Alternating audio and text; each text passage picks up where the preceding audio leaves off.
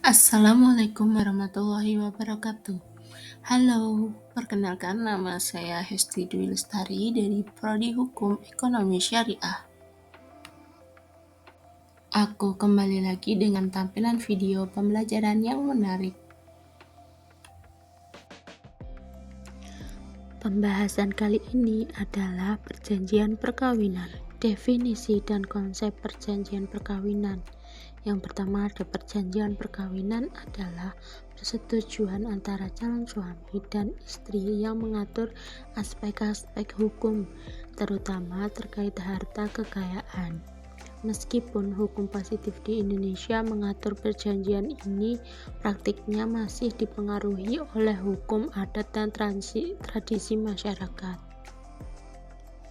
Dasar hukum perjanjian perkawinan. Perjanjian ini diizinkan sejak diberlakukannya Kitab Undang-Undang Hukum Perdata (KUH Perdata) dan lebih ditegaskan dalam Undang-Undang Perkawinan Nomor 1 Tahun 1974.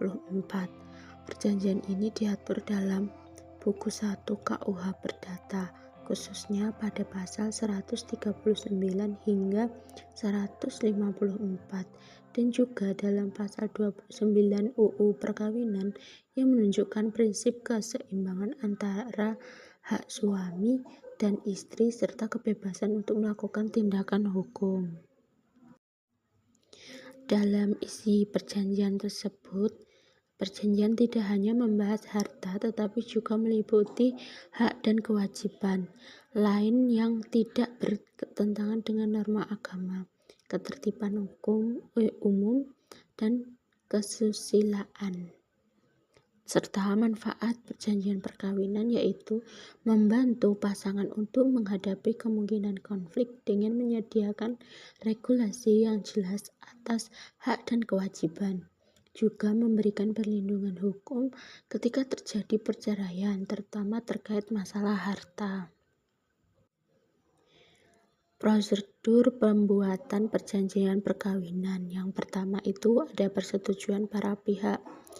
Pihak yang ingin membuat perjanjian perkawinan harus terlebih dahulu mencapai kesepakatan bersama. Ini berarti calon suami dan istri harus bersepakat mengenai isi dari perjanjian perkawinan yang akan dibuat. Dan yang kedua, ada bentuk tertulis. Perjanjian perkawinan harus dibuat dalam bentuk tertulis. Ini bertujuan untuk memberikan bukti yang jelas mengenai kesepakatan yang telah dicapai. Tanpa bentuk tertulis, perjanjian tersebut mungkin akan sulit dipertanggungjawabkan dan diakui di hadapan hukum. Yang ketiga, ada pengesahan oleh pegawai pecatat nikah. Setelah perjanjian dibuat, dokumen tersebut harus disahkan oleh pegawai pecatat nikah. Pengesahan ini penting untuk memastikan bahwa perjanjian tersebut memenuhi syarat hukum dan dapat diakui secara resmi. Terus proses pengesahan ini biasanya dilakukan bersamaan dengan pencatatan nikah, sehingga pasangan yang menikah dapat melakukan kedua langkah tersebut pada saat yang sama. Dan yang keempat, registrasi di kantor catatan sipil atau optimal tergantung pada praktik yang berlaku. Di beberapa daerah mungkin ada kebutuhan untuk mendaftarkan perjanjian perkawinan di kantor catatan sipil. Meskipun ini bukan praktek yang umum, pendaftaran dapat memberikan tambahan bukti dan perlindungan hukum jika diperlukan di masa depan. Yang kelima, ada ketentuan hukum yang berlaku. Perjanjian perkawinan harus mematuhi ketentuan hukum yang berlaku dalam undang-undang di Indonesia, termasuk tidak bertentangan dengan norma agama, ketertiban umum, dan kesusilaan. Hal ini termasuk tidak mencakup ketentuan yang melanggar hukum atau memperdaya pihak lain.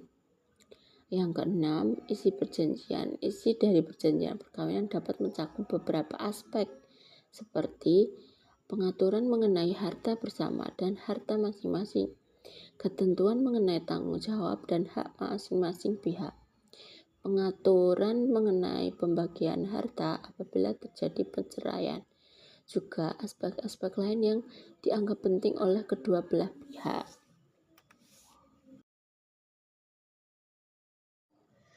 Dan yang terakhir ada penyimpanan dokumen.